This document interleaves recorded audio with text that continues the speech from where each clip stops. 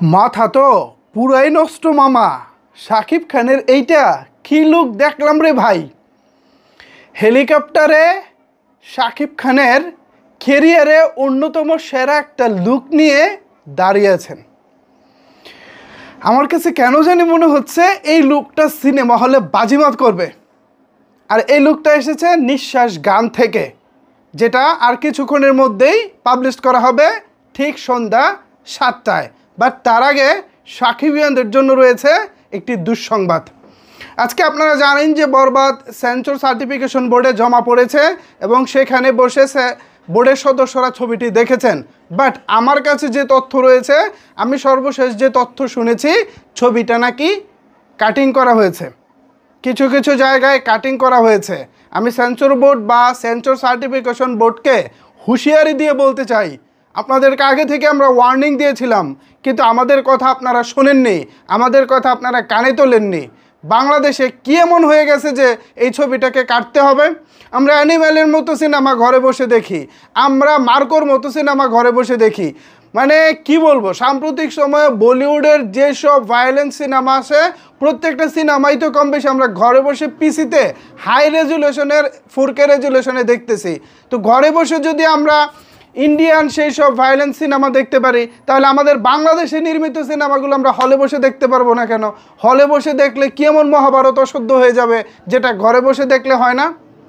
মানে আমি বুঝলাম না, আমরা সারা বাংলাদেশের মানুষ ঘরে বসে দেখতে পারি, সেটাকে আপনারা হলে দেখবো আমরা, সেটা দিচ্ছেন না কেন?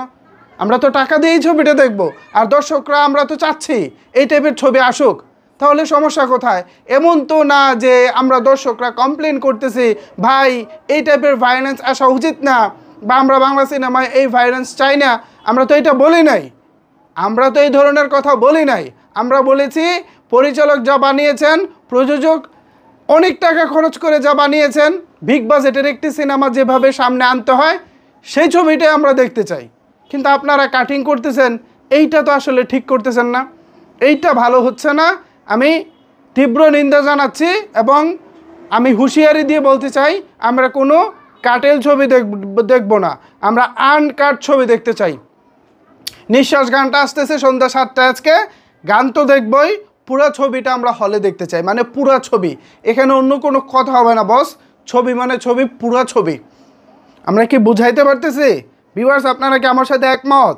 আমরা কি সেন্সর সার্টিফিকেশন বোর্ডকে বুঝাইতে পারতেছি আমরা কোনো কাটেল ছবি দেখতে চাই না, আমরা চাই একেবারে পুরো সিনেমা।